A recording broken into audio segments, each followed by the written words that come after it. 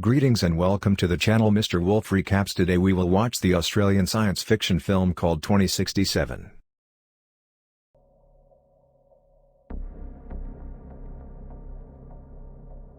The premise of the movie is set in 2067. When the world has been destroyed beyond rehabilitation because of climate change, all plant life has been extinct. With a lack of plant life, the amount of oxygen in the air has decreased exponentially. People have to buy artificial oxygen to survive. 99% of the world is gone dark. People suffocate to death. In such conditions, only one city in Australia has survived, and it is all thanks to a company called the Chronicorp Corporation that manufactures synthetic oxygen. However, artificial oxygen causes a fatal disease called the sickness over time. Humankind is mere years before it goes fully extinct. Ethan White is a resident of the Australian city. He and his friend Jude work as mechanics in the Chronicorp Corporation. The corporation is also working day and night to find a cure for the sickness and a way to save the world. Ethan's wife Xanthi also has the sickness. Ethan works hard day and night to earn and buy her better oxygen. One day, as Ethan and Jude work in the tunnel, the Chronicle of CTO of Particle Research, Regina Jackson, summons them to her office. There she introduces herself to the two and tells them that humanity is going to die in a few years if the conditions do not change. She then reveals that Ethan is the only one who can help everyone and save humanity. Ethan is confused and doesn't believe her, but Regina insists he visit their lab. The lab has huge machinery. The lab doctor named Billy Mitchell introduces himself to Ethan and looks at Ethan's wrist device for a second. They then explain to him that Ethan's father, Dr. Richard White, started this project 20 years ago. The machine that stands in front of them is a time machine called the Chronicle. In the first ever experiment done with the machine, they had to send radio waves into it to check what was on the other side. They found out through it that 407 years later, in 2474, the Earth would have enough vegetation to maintain enough oxygen in the air and sustain human life that people come to believe that if humanity still exists several 100 years later, it is likely that they have found solutions to all the problems plaguing their reality. However, a strange activity baffled the scientists. The waves they sent had come back reformed. When they decoded it, they found out that someone from the future had sent them the message saying send Ethan White. So now Regina and the whole team want to send Ethan into the future for him to bring back the cure. Ethan is beyond surprised. He doesn't believe them and thinks that Regina is just bluffing. Moreover, he doesn't want to leave his sick wife and go into the future. So he declines to help. Later, Ethan and Jude are at a diner where they buy crisp oxygen. Jude tries to persuade Ethan to go through with the planet and help save humanity. However, Ethan laughs at him, saying that he doesn't want to be like his father. Ethan hates his father for never being there for him. 20 years ago, his father left home and went missing while his mother was killed when he was a kid. Since then, he has been brought up by Jude, who he regards as his older brother as well as best friend. He blames his father for leaving his mother to complete the project and doesn't want to follow in his path and leave his sick wife. However, Jude manages to persuade him, saying that the only way he can save his wife is by finding a cure. Ethan reminisces of his 8th birthday when his father has bought him a strange box as a gift. As he puts his hands inside the box, a device latches onto his wrist, making him bleed. Richard had placed a permanent hand device on his son. It has been many years, but Ethan doesn't know its use yet. Later at home, Ethan tells Xanthi everything that happened during the day and she too insists him to go. The following morning, Ethan scribes, "I will find my way back to you," on a metal flower and leaves it beside Xanthi. He then goes to Regina's office again and tells her that if he can find only one cure, they will have to give it first. Xanthi Regina accepts and takes him to the lab again. Dr. Mitchell shows him the suit that he has to wear before getting into the machine. As they begin to explain the mission to him, Ethan realizes that they do not have a plan. They have no clue what he will see or who he will meet at the other end. However, after they put him in the suit, they give him an AI device called the Archie. Archie will show the lab Ethan's vitals at all times. It will also help to navigate his location. Then they finally throw him into the machine. Inside, Ethan moves at high speed through time. He falls from the sky and lands in an unknown jungle. The friction from the air causes his suit to catch fire, so he quickly gets out of it. Then he looks around and is astounded by the beauty of nature. He finds that the world has completely changed. The trees and the natural oxygen are back.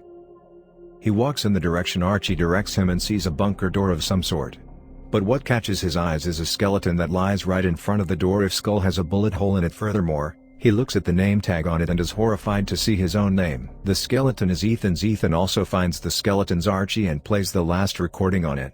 He hears a man say that this is the only way and shoots Ethan. Just then the device's power goes off.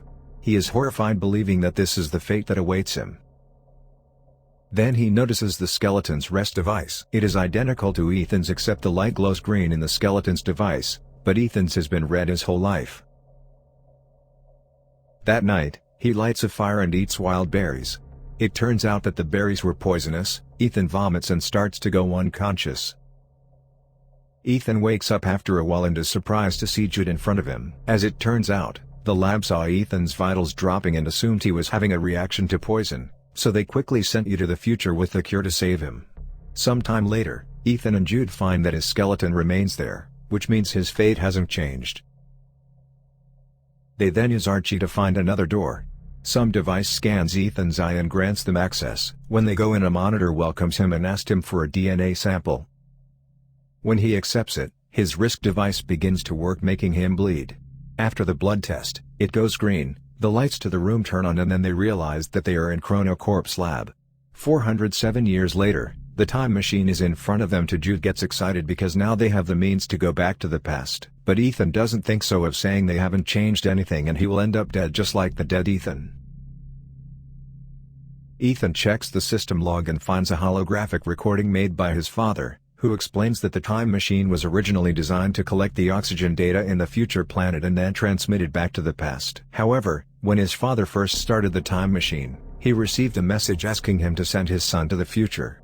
Despite his misgivings, he chose to do so and made a DNA verification here for Ethan. Soon Ethan and Injured realize that the time machine won't be able to take them back because its battery has almost depleted after 407 years. What's worse is that the activation of the lab triggers a malfunction in its nuclear power core, threatening to unleash a nuclear explosion in just 4 hours. This means they have to find a way to fix the time machine and travel back before the explosion. Running out of time, they have to act quickly. Outside, they are surprised to find a ruined city covered with green plants but inhabited with no humans, showing that Earth starts to recover itself after human extinction. Human skeletons are scattered everywhere. Ethan gets to his wife's house only to find her bones, making him fall into despair. Jude tries to persuade him to go back to the past as the cure against the sickness doesn't seem to exist even in the future world. However, Jude's words make Ethan suspicious. He then turns on the rusty Archie to play the recording once again, from which he recognizes Jude's voice, and it seems Jude is exactly the one who shot him. Jude raises his gun and Ethan strongly denying that he would shoot Ethan. Ethan finally decides to complete the mission first. So with joint efforts, they manage to repair the power core and then return to the lab. Now the Chronicle system works and they should be able to return to the past. They just need to wait 37 minutes till portal launch. Once the countdown reaches 0, the portal will tether to 2067 for approximately 30 seconds. However, Ethan still finds his body remains behind the door at the same location, which implies that they haven't made any changes to the future. In order to figure out the truth, Ethan pulls out the battery of his current Archie and puts it onto the rusty one. In that way, he gets access to another video in which Ethan is assured that his future self will be killed by Jude. Jude then confesses that there is no hope of changing the future and he is trying to protect Ethan. Finding it hard to believe, Ethan locks his brother up in a room, then plays back his father's holographic log from the day he died. He soon discovers a conversation between the Chronicorp's CTO, Regina Jackson, and his father had shown that Ethan's father wanted to use the time machine to save all mankind by finding the cure. But the CTO only intended to use the machine to flee from the dying time with some chosen few. However, whichever plan they choose, someone must travel into the future and turn on the time machine to safely send living matter through time. It requires an operational link from both sides. In order to stop the CTO with her plan, his father locks the time machine and sets Ethan's DNA as the verification key. In anger what Ethan's father just did, the CTO killed him immediately. She then orders Jude to kill Ethan's mother and be a guardian to him. So one day they can use Ethan's wristband to get access to the future. Ethan is beyond surprised. The man he thought of as his brother turned out to be the one who killed his mother and is about to kill him too.